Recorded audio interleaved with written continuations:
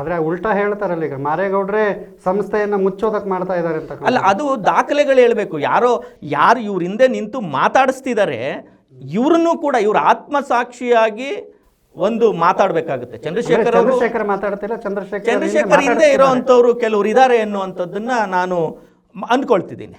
ಅದು ನಿಜ ಕೂಡ. ಇದಾದ ಮೇಲೆ ನಾನು ಅಧ್ಯಕ್ಷನಾದ ನಂತರ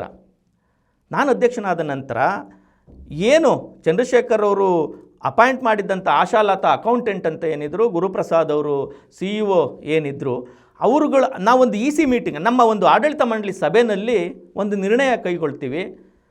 ಕ್ಯಾಶ್ ಟ್ರಾನ್ಸಾಕ್ಷನ್ ಆಗಬಾರ್ದು, ನಗದು ವಹಿವಾಟು ರಾಜ್ಯ ಮಟ್ಟದ ಸಂಸ್ಥೆಯಲ್ಲಿ ಆಗಬಾರ್ದು ಅಂತ ನಿರ್ಣಯ ತಗೊಂಡು ಸಂಪೂರ್ಣವಾಗಿ ಬ್ಯಾಂಕ್ ಟ್ರಾನ್ಸಾಕ್ಷನ್ ಆಗಬೇಕು ಅಂತ ನಿರ್ಣಯ ತಗೊಳ್ತೀವಿ.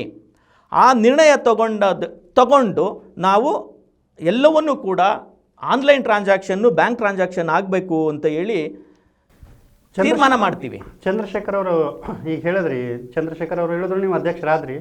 ಚಂದ್ರಶೇಖರ್ ಅವಧಿಯಲ್ಲಿ ಸಾಕಷ್ಟು ಒಂದಷ್ಟು ಹಣ ಇತ್ತು. ಒಂದು ಏನು ಅವರೇ ಸಂದರ್ಶನದಲ್ಲಿ ಹೇಳ್ತಾರೆ, ಒಂದು 90 ಲಕ್ಷ ನಾನು ಕಟ್ತೀನಿ ಅಂತಕ್ಕಂಥದ್ದು. ಹೆಂಗಾಯ್ತು ಅದು ಅಂತ ಸರ್? ಚಂದ್ರಶೇಖರ್ ಅವರು ನೇಮಕ ಮಾಡಿದ್ದಂಥ ಆಶಾಲತಾ ಅಂತ ಏನಿದ್ದಾರೆ, ಇವರು ಕೇವಲ 4 ತಿಂಗಳಲ್ಲೇನೆ ಅವ್ಯವಹಾರವನ್ನು ಮಾಡಲಿಕ್ಕೆ ಶುರು ಮಾಡಿದ್ರು ಅನ್ನುವಂಥದ್ದು 64ರ ವಿಚಾರಣೆ ವೇಳೆಯಲ್ಲಿ ಇಲ್ಲಿ ಆಗಿರುವಂಥದ್ದು, ಪ್ರೂವ್ ಆಗಿರುವಂಥದ್ದು ದಾಖಲೆ ಇದೆ. ತಮಗಿದೆಲ್ಲ ದಾಖಲೆಗಳನ್ನು ಕೊಡ್ತೀನಿ. ನಾನು ಏನು ಮಾತಾಡ್ತಾ ಇದ್ದೀನಿ ಇದು ಸಂಪೂರ್ಣವಾಗಿ ದಾಖಲೆ ಇರುವಂಥದ್ದು. ತನಿಖೆಯಲ್ಲಿ ಆಶಾಲತಾ ಅವರು ತಮ್ಮ ತಪ್ಪನ್ನು ಒಪ್ಕೊಂಡಿದ್ದಾರೆ. 90 ಲಕ್ಷ ತಿಂದಿದ್ದೀನಿ ಅಂತ. ನಾನು ಇಲ್ಲಿ ಒಂದನ್ನು ತಮಗೆ ಓದ್ತೀನಿ. ಆಶಾಲತಾ ಅವರು 63ರ ವಿಚಾರಣೆಯಲ್ಲಿ ಹೇಳಿರ್ತಕ್ಕಂಥ ಒಂದು ವಿಷಯ ಅವರು ಹೇಳ್ಕೊಂಡಿರೋದು. ಆಶಾಲತಾ, ನಾನು ತಾತ್ಕಾಲಿಕ ಲೆಕ್ಕಿಗರಾಗಿ ಕಾರ್ಯನಿರ್ವಹಿಸುತ್ತಿದ್ದ ಅವಧಿಯಲ್ಲಿ 2016ರಿಂದ ನಕಲಿ ದಾಖಲೆಗಳನ್ನು ಸೃಷ್ಟಿಸಿ ಮಹಾಮಂಡಳದ ನಿಶ್ಚಿತ ಠೇವಣಿಗಳನ್ನು ವಿವಿಧ ವ್ಯಕ್ತಿಗಳ ಖಾತೆಗಳಿಗೆ ಜಮಾ ಮಾಡಿರುತ್ತೇನೆ. ಅದರ ವಿವರ ಈ ರೀತಿ ಇದೆ ಅಂತ ಕೆಳಗಡೆ ಹೇಳ್ಕೊಳ್ತಾರೆ.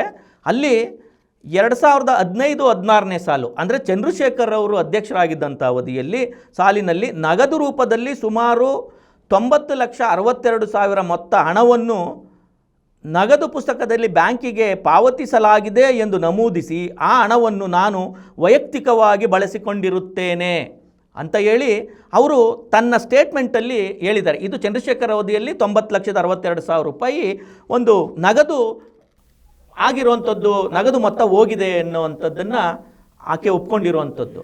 ಚಂದ್ರಶೇಖರ್ ಅವಧಿಯಲ್ಲಿ ಕ್ಯಾಶ್ ಇತ್ತು, ಈಗ ನೀವು ಬಂದ ಮೇಲೆ ಎಲ್ಲ ಆನ್ಲೈನ್ ಟ್ರಾನ್ಸಾಕ್ಷನ್ ಮಾಡ್ತಾ ಇದ್ದೀರಿ. ಹೌದು, ಆನ್ಲೈನ್ ಟ್ರಾನ್ಸಾಕ್ಷನನ್ನು ಸಂಪೂರ್ಣವಾಗಿ ಆನ್ಲೈನ್ ಟ್ರಾನ್ಸಾಕ್ಷನ್ ಮಾಡಿದ್ವಿ. ಅದಾದ ಮೇಲೆ ಅದು ಮುಂದೆ ಅವರು ಹೇಳ್ತಾರೆ, ತನಿಖೆಯನ್ನು ಮುಂದುವರೆದಂತೆ ಒಂದು ವಿಚಾರವನ್ನು 64ರ ವಿಚಾರಣಾಧಿಕಾರಿಗಳು ಹೇಳ್ತಾರೆ. ಮಹಾಮಂಡಳವು ಬ್ಯಾಂಕ್ಗಳಲ್ಲಿ ಹೊಂದಿದ್ದ ಖಾತೆಗಳ ವ್ಯವಹಾರ ಮತ್ತು ನಿರ್ವಹಣೆಯನ್ನು ಆಶಾಲತಾರವರಿಗೆ ದಿನಾಂಕ 31/5/2002 ನಡೆದಿರುವ ಆಡಳಿತ ಮಂಡಳಿ ಸಭೆಯಲ್ಲಿ ವಹಿಸಲು ನಿರ್ಣಯಿಸಿದ್ದು, ಆ ಪ್ರಕಾರ ನಿರ್ವಹಿಸಿರುತ್ತಾರೆ. ಇವರು ಲೆಕ್ಕಿಗ ಹುದ್ದೆಯ ಸೇವೆಗೆ ಸೇರಿದ 4 ತಿಂಗಳಲ್ಲೇ, ಅಂದರೆ ಇವರು ಲೆಕ್ಕಿಗರಾಗಿ ದಿನಾಂಕ 5/1/2015ರಲ್ಲಿ ಏನು ಇವರು ನೇಮಕ ಆಗ್ತಾರೆ, ಚಂದ್ರಶೇಖರ್ ಅವರು ಆದೇಶ ಹೊರಡಿಸ್ತಾರೆ.